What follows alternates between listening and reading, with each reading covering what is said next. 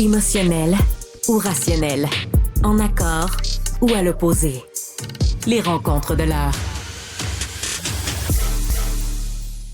Alors évidemment, ça a occupé beaucoup de l'attention politique et même sociale, je dirais, hier, le dossier de la quand il y a trop de lettres, je trouve ça trop compliqué. La LHJMQ, donc cette équipe des voltigeurs avec leur chandail anglais pour nous annoncer les Gilles Courteau Trophy Playoffs. On continue d'en parler, Jean-François.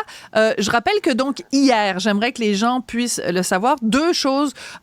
Hier, il y a eu évidemment cette discussion qu'on a eue toi et moi où tu remettais beaucoup les choses en perspective par rapport à l'ampleur que cette crise-là avait prise. Et dans un deuxième temps, une entrevue que j'ai faite avec Paul Saint-Pierre Plamondon dans laquelle il a dit deux choses. Premièrement, que la CAQ avait bien fait de réagir comme elle avait fait avec la mise sur pied d'une enquête de l'OQLF, mais aussi qui disait, si on n'a pas les réponses qu'on cherche avec l'enquête de l'OQLF, allons vers une commission parlementaire. Oui. Oui, puis là, on va revenir là-dessus, parce qu'à force d'en entendre, notre pensée continue de se... Absolument. Moi, je suis tellement dedans que des fois, je fais, non, ça, c'est évident. Ça, non, tu peux pas dire ça. Fait que, on part du début. Première des choses, moi, je suis agréablement surpris et d'accord avec le fait que Paul Saint-Pierre Plamondon ait soulevé ce point-là parce qu'il vient d'éveiller des consciences, puis s'en prend des défenseurs comme ça, des chiens de garde. Des lanceurs d'alerte, dont tu fais partie d'ailleurs, Sophie, parce qu'aussitôt qu'il y a quelque chose qui se passe concernant la langue française, non, mais tu es là pour le soulever. Moi, je suis la scout du français. Oui, fait que ça, c'est parfait. Après ça, il faut faire attention dans quoi on s'embarque, puis de quoi on parle, puis est-ce qu'on connaît vraiment les situations. Puis là, hier, Paul Saint-Pierre Plamondon, puis Mario Cecchini a réagi, le président de la Ligue junior maritime Québec, dans un papier de Marc Defoy, où il dit que c'est une erreur des voltigeurs, puis ils vont se servir de cette erreur-là pour passer une couche envers tout le monde. Donc, il faut faire attention parce que les bureaux sont à Boucherville. Je suis allé voir sur le site tous les gens, ou en tout cas 95% des gens qui travaillent pour la Ligue junior maritime Québec, c'est des francophones. Les réunions se passent en français, donc il faut faire attention pour pas tout mélanger non plus. Alors, l'erreur a été faite par les voltigeurs et même, je dirais, à l'interne des voltigeurs. C'est probablement l'entraîneur qui a fait « Hey, on fait faire des chandails marqués Playoff ». Lui, il n'a pas pensé, parce que Playoff, c'est tellement dit de tout bord, de tout côté, il n'a pas pensé que c'était... Oui. Mais je te dirais, Jean-François, je pense que Mario Cecchini, qu'on salue, a bien fait, en effet. Puis c'est très intéressant le texte de Marc Defoy, parce qu'en plus, Marc Defoy, dans le Journal de Montréal, qui est donc chroniqueur au sport, il y va aussi de sa propre opinion dans la deuxième partie de son texte. Donc, j'encourage tout le monde à aller lire ça. Moi, je te dirais, quand je fais le bilan des 24 dernières heures de cette controverse-là, je trouve que Cecchini a très bien réagi, Plamondon a bien réagi, Roberge, tout le monde a bien réagi dans ces circonstances-là. Moi, la personne qui me déçoit le plus, c'est Raphaël Doucet, donc le responsable des communications de la LHJMQ, parce que c'est lui qui, au tout début, a réagi au tweet, au gazouillis de Paul Saint-Pierre Plamondon en disant, c'est une façon de préparer nos jeunes qui, de toute façon, vont devoir évoluer dans les ligues majeures et ça se passe en anglais, donc préparons-les tout de suite. C'est une réponse qui ne passe pas. C'était nono, c'était nounou, c'était nana, c'était pas une bonne réponse. Parfait, j'y arrivais. Raphaël, je pense qu'il vient d'apprendre quelque chose. Ça fait 3 mois qu'il est en place pour la LHJMQ. Je pense puis en plus, il a réagi en son nom. Si tu regardes, c'est en son nom et non pas au nom de la Ligue. Je pense que la prochaine fois, il va se donner la soirée pour y penser. Il a passé ça. C'est parti tout de suite, mais je ne le défends pas. Désolé de vous contredire, votre honneur. Il répond en disant « Je m'appelle Raphaël Doucet. Oui, mais c'est sur son compte personnel. Je suis responsable. » Oui, mais c'est sur son compte personnel. On coupe les cheveux en 4, mais bon, vas-y. Mais je te le dis, c'est une erreur. Puis il va avoir à apprendre de ça. On se consulte, puis on sort un communiqué officiel. C'est ça que je veux dire. Mais là, moi, ce que je veux mettre au clair, puis il y a toutes sortes d'affaires qui circulent. Okay? Puis j'ai entendu encore Paul Saint-Pierre Plamondon, puis il l'a dit hier à ton micro. Il a dit, si Nick Crosby, Brad Richards sont venus avec l'Océanique, ils ont appris le français. C'est vrai. Et nos francophones, présentement, qui jouent à Halifax, apprennent l'anglais. C'est normal, ils sont dans un environnement. Il faut faire une nuance entre ce qui se passe dans l'autobus, ce qui se passe dans le vestiaire. Puis là, je te ramène, je sais que plusieurs fois je parle de mon fils, mais il joue dans la ligue. Oui. Dans le vestiaire, par exemple, des Foreurs de Val-d'Or, ça parle en français s'ils ont envie de parler en français. Il n'y a personne qui impose l'anglais. Par contre, si l'entraîneur va expliquer l'avantage numérique, puis que tu as un gars des Maritimes qui est anglophone, qui est en train d'apprendre le français, mais tu ne l'apprends pas comme ça, tu as quelqu'un, c'est le cas à Val-d'Or, de la Tchéquie, qui parle tchèque et anglais, mais pas français, tu veux expliquer l'avantage numérique, ils vont y aller en anglais. Oui, mais Jean-François, si c'est ça la nuance. Si tu veux jouer au calcio dans le fin fond de la Toscane, ben on va s'attendre à ce que tu parles italien. Puis si tu veux jouer à je sais pas trop quel sport en Espagne, on va s'attendre que tu parles l'espagnol. Pourquoi on serait le seul endroit géographique au monde où on se courbe le dos, on se met Sophie, à genoux? S'il ne comprend pas. Oui, mais qu'ils l'apprennent, Mais je te dis pas le contraire. Mais je veux dire, si tu te retrouves devant 5 joueurs puis qu'il y en a 2 qui comprennent pas, tu as le choix de les laisser de côté. Nathan, j'ai posé la question, il a dit après les fêtes, notre tchèque est parti. Il a été échangé. Et là, on était 5 Québécois sur l'avantage numérique.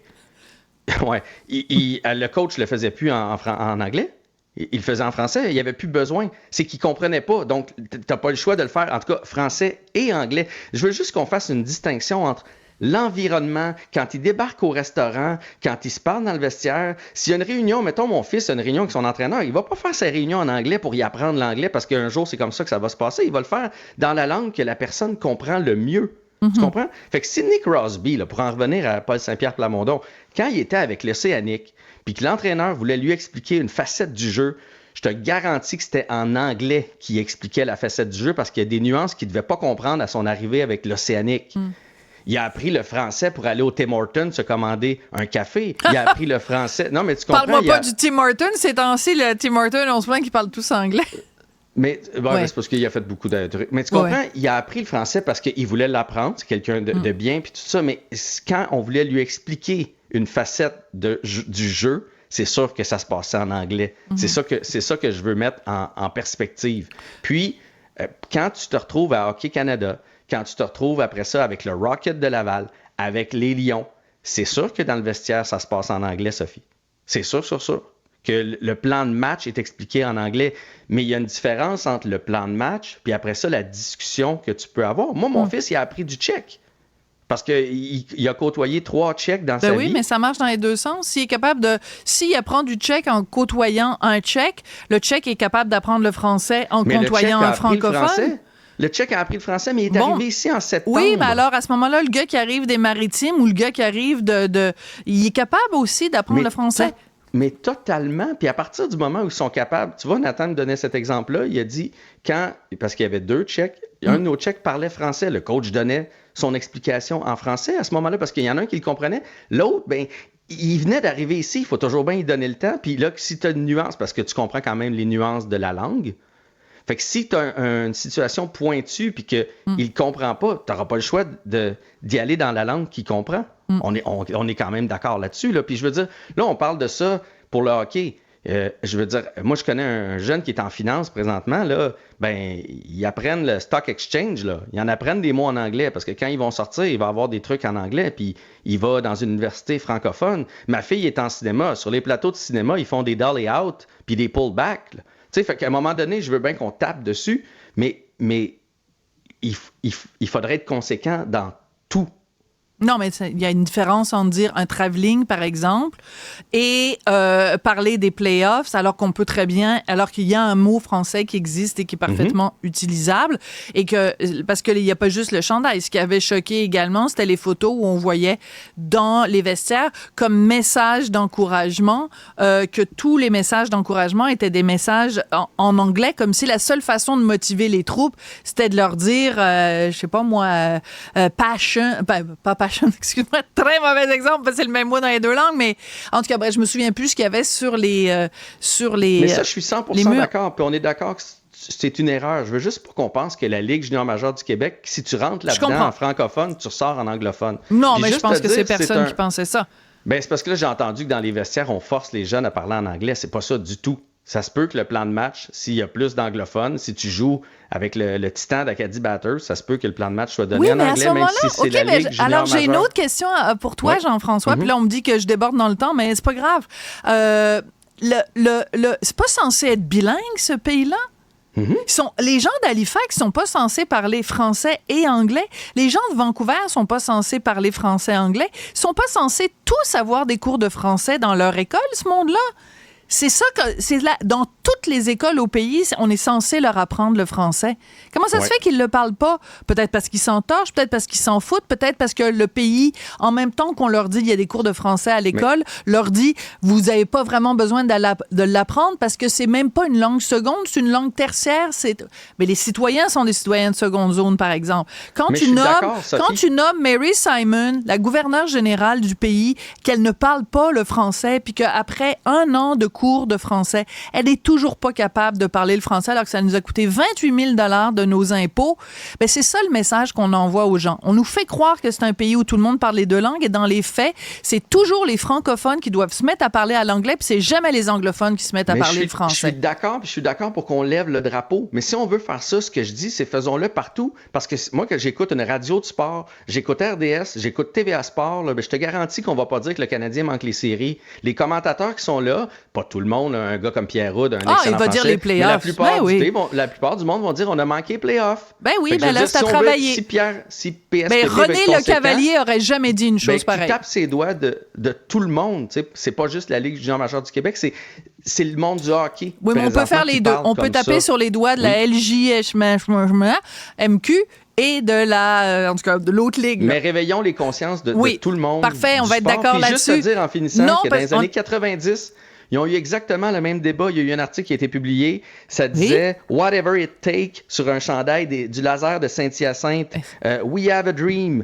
To win, you have to pay the price. Dans les années 90, dans la Ligue, ils ont sorti exactement le même article qui vient de sortir. Ça veut dire que ça fait 34 ans et rien n'a changé. Au contraire, ça empire. Merci beaucoup, Jean-François Barry.